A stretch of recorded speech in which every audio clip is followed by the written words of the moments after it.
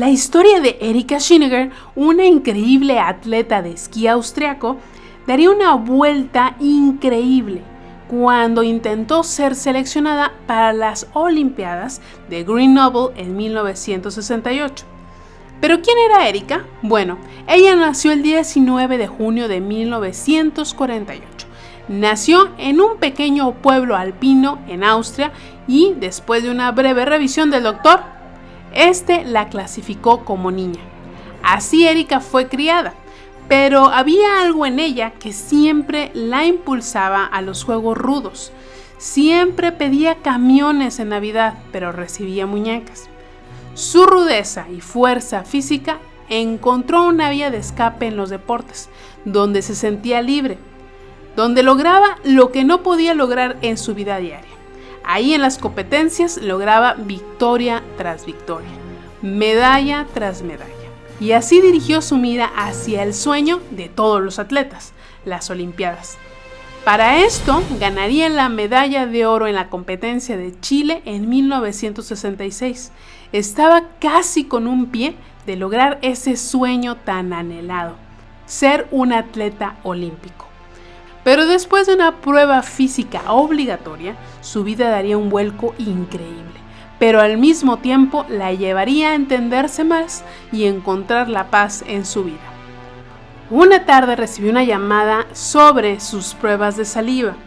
Estas pruebas le robarían su sueño. Resultó que en su saliva había pruebas de que ella, en realidad, era un hombre. Algo que tomó completamente por sorpresa a Erika. Después de muchísimos estudios y de una cirugía, descubrieron que sus órganos sexuales habían crecido hacia adentro. O sea que Erika era Erik, una persona intersexual. Y aunque parezca difícil de imaginar, en realidad la mayoría de las personas intersexuales no se enteran hasta que ya son grandes. ¿Pero qué es la intersexualidad? Es cuando una persona nace con una anatomía reproductiva o sexual que no parece ajustarse a las definiciones típicas, clásicas de lo que es una hembra o un varón. Por ejemplo, una persona podría parecer ser mujer por el exterior, pero con la mayoría de su anatomía masculina típica en el interior, como en el caso de Erika o Erik. O una persona puede nacer con los genitales que parecen estar en medio de masculino y femenino. Por ejemplo, una niña puede nacer con un clítoris extremadamente grande o carecer de abertura vaginal. O un niño puede nacer con un pene extraordinariamente pequeño o con un escroto que se divide de modo que forma labios vaginales. O todavía más complejo, una persona puede nacer con genética de mosaico. Esto quiere decir que tiene células XX de mujer y células XY de hombre. La intersexualidad puede llegar a cubrir 40 diferentes variaciones.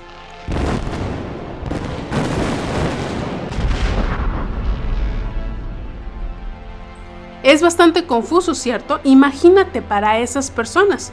Muchas de ellas incluso viven una vida completamente normal y no se dan cuenta de lo que pasa en su cuerpo hasta que llegan a la pubertad o se hacen pruebas con doctores porque son estériles o incluso ya después de muertos, cuando les hacen la autopsia.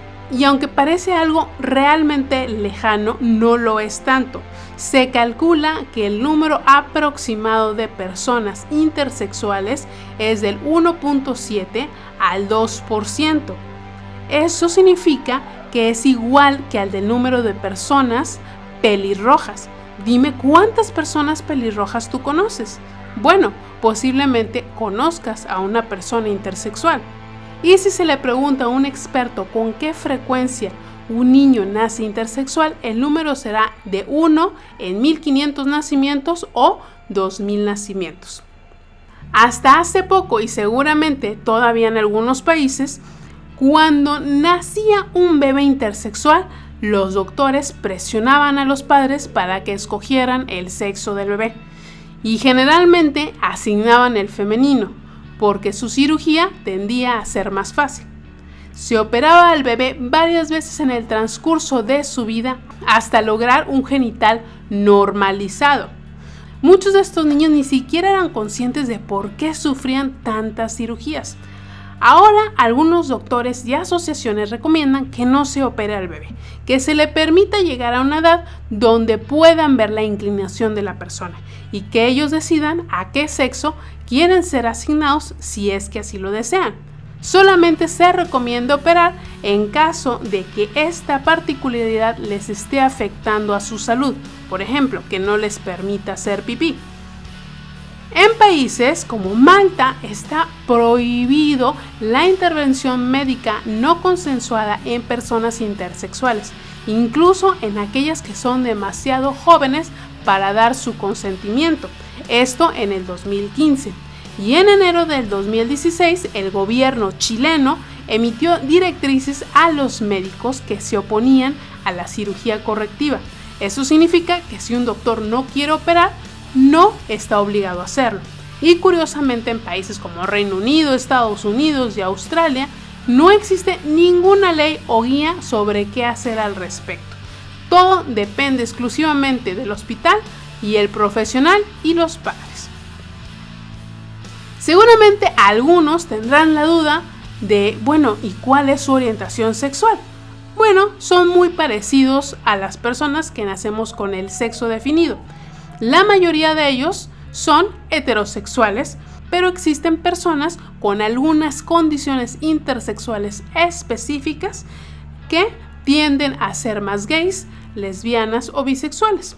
Algunas de las personas intersexuales más conocidas son Hannah Gaby Oriel, una hermosa modelo belga; Pinky Pramnanik, una atleta hindú de 400 y 800 metros; Edicina Silva, una judoka brasileña, ganadora de oro en peso pesado en la división de mujeres en los Panamericanos; Erika Schindler, con el que empezamos el video, que por cierto en el transcurso de su vida decidió operarse y asignarse como hombre. Actualmente está casado, tiene una hija de 20 y tantos años y una escuela de esquí. Como verás, la sexualidad humana es un tema mucho más complejo que solo dos etiquetas, masculino o femenino. El ser humano es un ser súper pragmático y nuestra sexualidad es más que negro o blanco, es toda una gama de colores. Pero al final de cuentas, primero somos personas y nuestro sexo o género no nos hace ni mejores ni peores y definitivamente no nos define. Espero que te haya gustado este video, recuerda suscribirte y ser la mejor versión de ti. Hay un nuevo video los domingos a las 6, martes a las 6 y jueves a las 6, las preguntas que ustedes me hacen respondidas. Hasta luego.